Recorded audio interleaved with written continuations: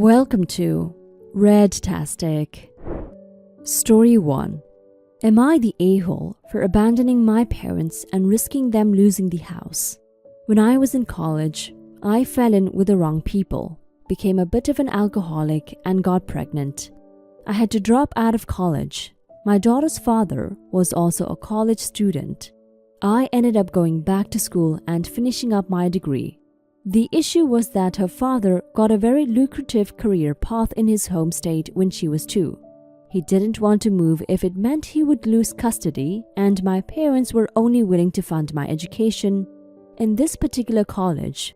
We decided that all things considered, the best thing for our child was that she be with her dad and his very supportive family. I regret that decision every day, but it was the best thing for my child. I have completed college and have been working for a year and a half. I have been paying for everything. My parents are eyeballs deep in consumer debt, and all of their income goes to servicing it and adding to it while I pay for everything else. It is frustrating as I don't make enough to keep them happy. I wanted to move out, but I was not able to land anything worthwhile. I have been able to get a pretty decent remote role. My brother ended up moving to my ex's state. He asked me if I wanted to move in with him. I jumped on the opportunity. I lied to my parents that I was just visiting him and flew out. I've been staying with him ever since. My parents are incredibly angry. They have accused me of abandoning them. They think they will lose the house. They want me to still help them and move back. I feel like an a-hole because they have helped me. They took me in when I was someone on the edge of alcoholism, and now I'm sober and productive member of society. It could have been so much worse without their help, and I was pretty underhanded about it too. Update. It has been 2 months since I posted and a lot has happened. The commenters helped me a lot.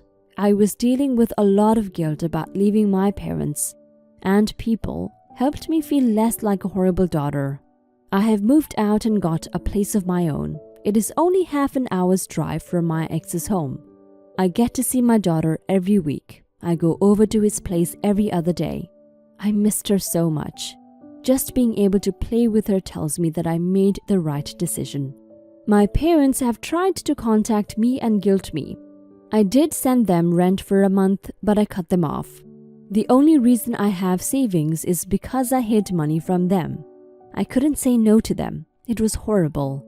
They are planning on selling the house and buying a smaller one. They will have no savings left for retirement.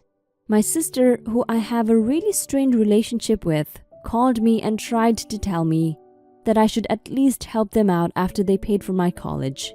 She had a specific figure which was way more than they spent.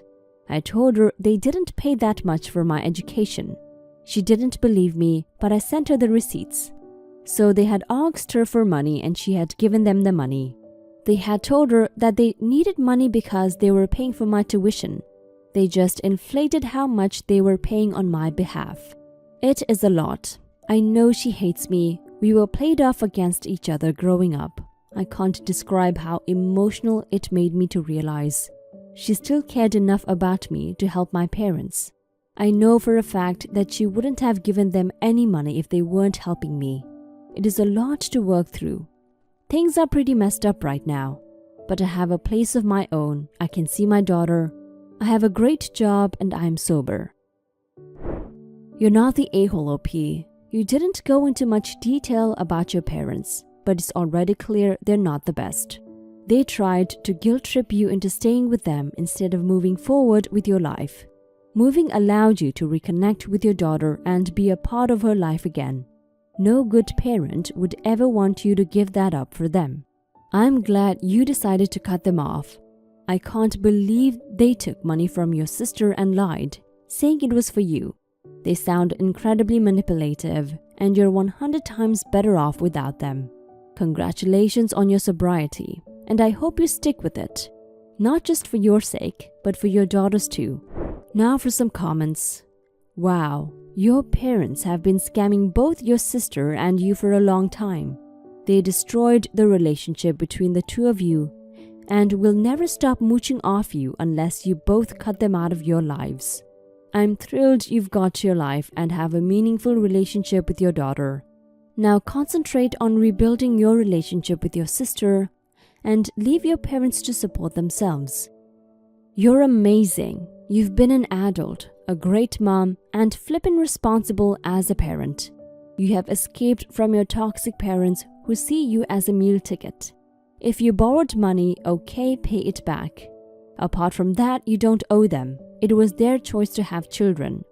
Anyway, if I understand right, your sister paid. No wonder she's pissed off. I would consider having exceptionally low contact with parents. Possibly build bridges with your sister and get on with your life. Additionally, do you want these toxic people around your daughter? They're gonna either do this guilt tripping on her or use her against you. Not the a-hole. Your parents chose to have you and your siblings. You have a daughter. She comes first, period. I would be more sympathetic to your parents if it was an emergency, but according to the original post, they are consumer debt junkies who still haven't learned. Your parents should meet debt counselors and/or consider bankruptcy. They could then keep their house. Refer those resources to them and wipe your hands clean.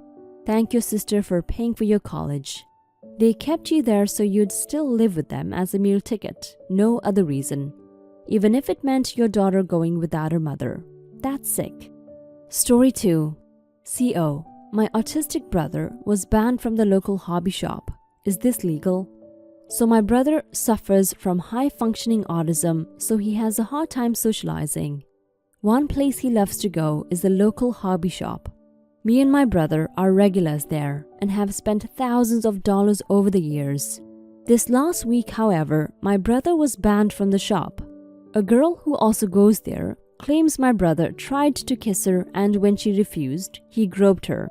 I tried to talk with the owner and he knows my brother is autistic, but he refuses to unban him. He said that he can't allow him in because he's a threat to his female customers. I think this is crap. I talked to my brother about this, and he understands he did a wrong thing, but he can't understand why he was banned. So he's been very depressed this past week and wants to go back to the store. Is there anything I can do?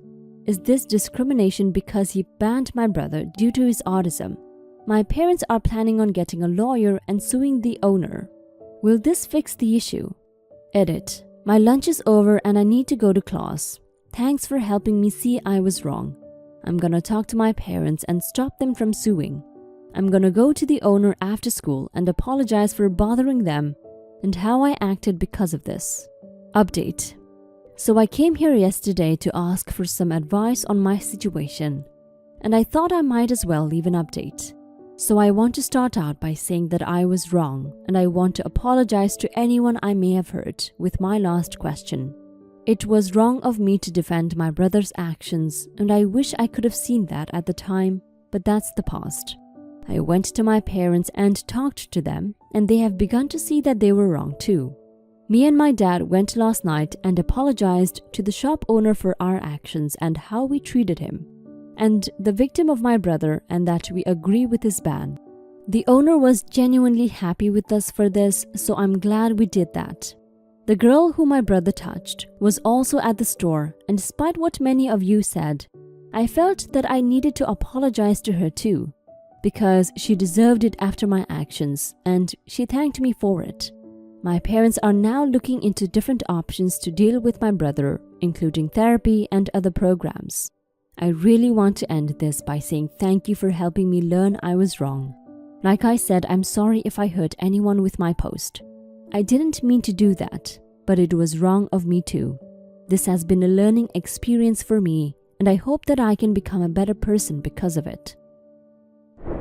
Your original post really annoyed me, OP, because I couldn't believe you were supportive of your brother when he clearly assaulted someone, autistic or not. The shop owner had every right to protect his customers and ban your brother. I was so surprised that you and your parents were considering suing the shop owner instead of helping your brother understand. What he did was completely unacceptable. But after reading your update, I'm glad to see you now understand your brother was at fault. Apologizing to the shop owner and the woman was the right thing to do. And I'm happy to hear you and your parents are getting him into a program to help him address his behavior. You're young, so I get that your first instinct was to defend your brother. But as you've probably learned from this situation, that's not always the right response. Now for some comments. OP, good on you for sincerely apologizing to the store owner and for talking your parents down. The entire family is going to become better people for this.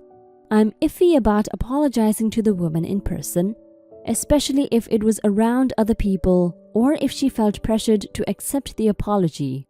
But you're 16, and I was wrong so I should apologize doesn't really have a nuance at that age. Having closure and safety helps the victim too. Everyone knows trauma sucks, but I don't think people realize how much the response to an incident affects the development of it. People with disabilities are surrounded by excuses and low expectations. I'm constantly having to tell people to set appropriate limits with my kids who have disabilities and to have high expectations of them. I am sure this young man grew up being told it was fine for him to have poor boundaries because he can't help it. My kids get this all the time. It's such a shitty way to treat people. My kids deserve to learn what is and isn't appropriate. Yes, of course, we should be accepting of their quirky behavior and not trying to force them to act non-disabled for the sake of being normal. But we should not be allowing people to just not learn boundaries and respect. My kids are capable of learning it. So is your brother, OP, I'm sure. Such a great update. When I was in high school, there was a boy with autism at my church, and he terrified me. His favorite show was Power Rangers, and he would demonstrate his Power Ranger moves mid-conversation for no reason. He was a big guy. He would just break out punching and kicking, and it was scary.